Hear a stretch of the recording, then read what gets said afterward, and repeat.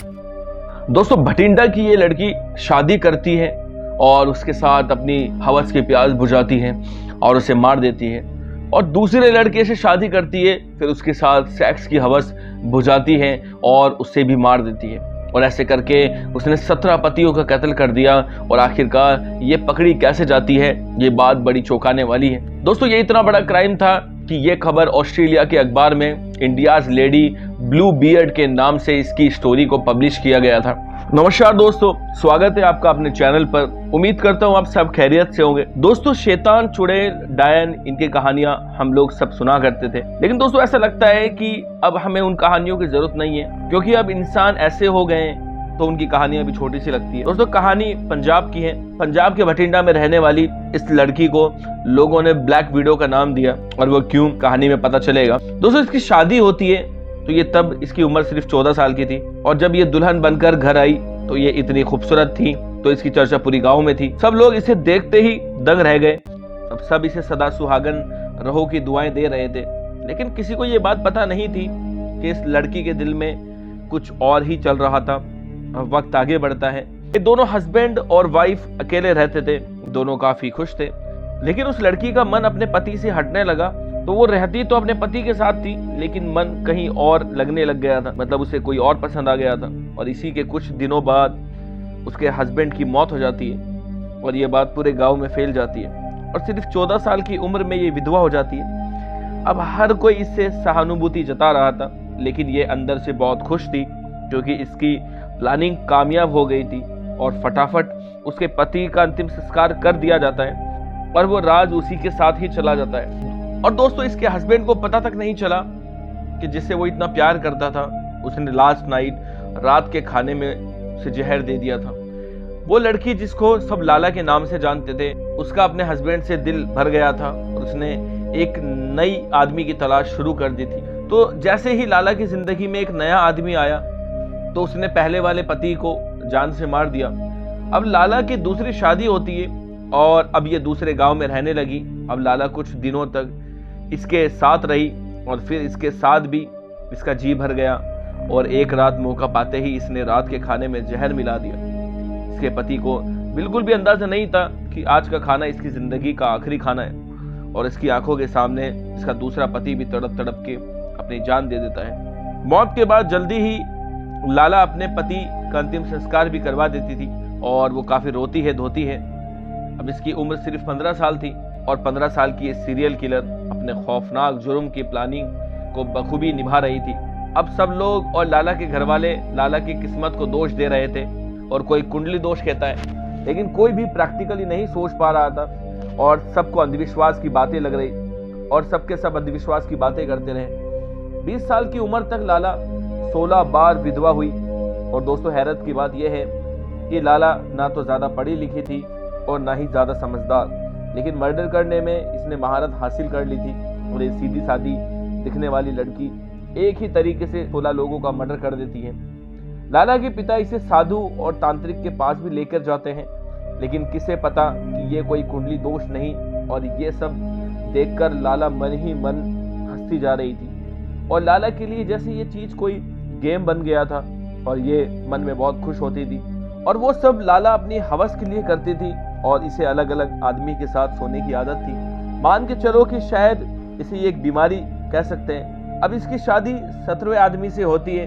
दोस्तों एक बात बता दूं कि शादी लोग सिर्फ इसलिए कर रहे थे क्योंकि ये बेहद खूबसूरत थी और इसी वजह से उनका मन ललचा जाता था। लेकिन जब ये बात गांव के पुलिस चौकी तक पहुंचती है तो पुलिस को ये बात बहुत अजीब लगती है और उन्हें शक हो जाता है, और उन्हें लगता है कि शायद कुछ ना कुछ तो गड़बड़ है। ये उसके घर पर अब नजर रखते हैं, और जब 17वें आदमी का ये कत्ल कर देती है तो अब ये यहाँ इसका अंतिम संस्कार की तैयारी कर रहे थे। वहां पुलिस को पता चलता है तो वहां से एक टीम तैयार करके भेजा जाता है। वहां उसके हस्बैंड को ले जाया जा रहा था। अब पहुंचने से पहले पुलिस वक्त पर पहुंच जाती है। शायद इस औरत का पाप का घड़ा भर चुका था। अब पुलिस बॉडी को पोस्टमार्टम के लिए भेज देती है। तब जांच सामने आती है तो पुलिस वाले भी चौंक जाते हैं, और पुलिस महिला पुलिस के साथ लाला को गिरफ्तार कर लेती है और उसे पूछती है तो वो रोने लग जाती है और मना करती है कि मैंने कुछ नहीं किया, शायद बाहर वाला आके कोई जहर मिला के गया। तो पुलिस वाले कहते हैं कि अगर ऐसा होता तो तुम कैसे जिंदा हो।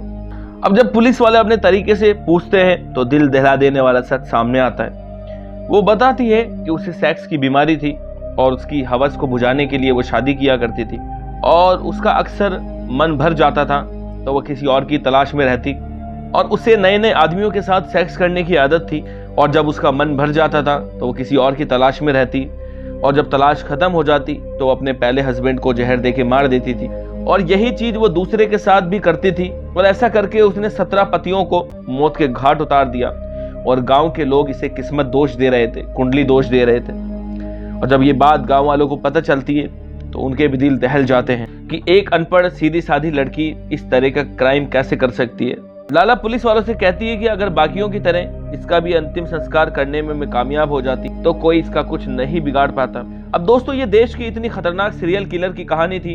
एक कहानी को इंडिया में तो छुपाया गया लेकिन ऑस्ट्रेलिया में इंडियाज लेडी ब्लू बियर्ड के नाम से पब्लिश किया गया और ये खबर 7 अगस्त 1951 को छापी गई थी। जब मजिस्ट्रेट के सामने इसे लाया जाता है तो बताया जाता है कि मजिस्ट्रेट काफी देर तक इसे देखता रहा क्योंकि उसे समझ नहीं आ रहा था कि ये इतनी सीधी दिखने वाली, इतनी खूबसूरत 17 कत्ल कर सकती है। मजिस्ट्रेट ने उसे आजीवन कारावास की सजा सुनाई। थोड़े साल वो जेल में रही और कहा जाता है कि वहां भी ये अपनी हवस की आदत को अंजाम दे रही थी और बाद में उसको कोई बड़ी बीमारी लग जाती है और इसकी मौत हो जाती है। दोस्तों, आपको पता है कि दुनिया में इस तरीके की हैवानियत क्यों होती है? जब लोगों को इस बात का एहसास और यकीन खत्म हो जाता है कि इस दुनिया का बनाने वाला कोई है और मरकर उसी के पास लौट कर जाना है और हर चीज का हिसाब देना है। इंसान ये सोचता है कि जिंदगी एक है और फिर सब कुछ खत्म, लेकिन मरने के बाद सिर्फ 2 ही जगह हैं दोस्तों, स्वर्ग या नर्क, जन्नत या जहन्नुम। जब इंसान ये सोचेगा तो ऐसा क्राइम कभी नहीं करेगा। जब दुनिया ऊपर वाले से डरती थी, जब ऐसे क्राइम्स नहीं थे, जब हम अपने धर्म को भूल गए तो हम सही रास्ता भूल गए, जीने का तरीका भूल गए, इंसान और जानवर में फर्क करना भूल गए। दोस्तों, इस क्राइम के होने में अंधविश्वास का बहुत बड़ा दखल है। आज लोग इसे मांगलिक दोष नहीं समझ के तफ्तीश करते या पुलिस को इस बात की सूचना देते तो शायद कितने ही लोगों की जान बच सकती थी। यूं मान के चलो कि एक अंधविश्वास ने 17 लोगों की जान ले ली। वहां किसी ने भी समझदारी नहीं दिखाई, किसी ने दिमाग नहीं लगाया, सब लोग अंधविश्वास में पड़े रहे और लोगों की आंखों पर अंधविश्वास के पर्दे पड़ने की वजह से ये लोग उसकी काली करतूत को देख नहीं पाए। इसलिए दोस्तों, 2 बातों का हमेशा ध्यान रखना। नंबर 1, हम यहाँ पर कुछ भी कर लें इस दुनिया में और मरने के बाद उसकी सजा जरूर मिलेगी जो हम बर्दाश्त नहीं कर पाएंगे। दूसरी बात, कभी भी अंधविश्वास में ना पड़े। अंधविश्वास बड़े बड़े क्राइम की शुरुआत कर देता है। दोस्तों, हम आपके लिए ऐसी सच्ची घटनाएं इसलिए लाते रहते हैं ताकि आप लोगों को सही रास्ते का पता चल सके, आप ऐसे क्राइम से बच सकें, हकीकत आपको पता चल सके, हम आपको सही राह दिखा सकें, इन कहानियों से आप सबक ले सकें। इसलिए हमारी आपसे रिक्वेस्ट है, अपने देश के लिए, अपने आप के लिए चैनल को सब्सक्राइब जरूर कर लेना ताकि हम ऐसी ही कहानियां आप लोगों के सामने पेश कर सकें। बहुत बहुत शुक्रिया। आदाब अर्जे। मिलते हैं नेक्स्ट वीडियो में एक और खौफनाक कहानी के साथ।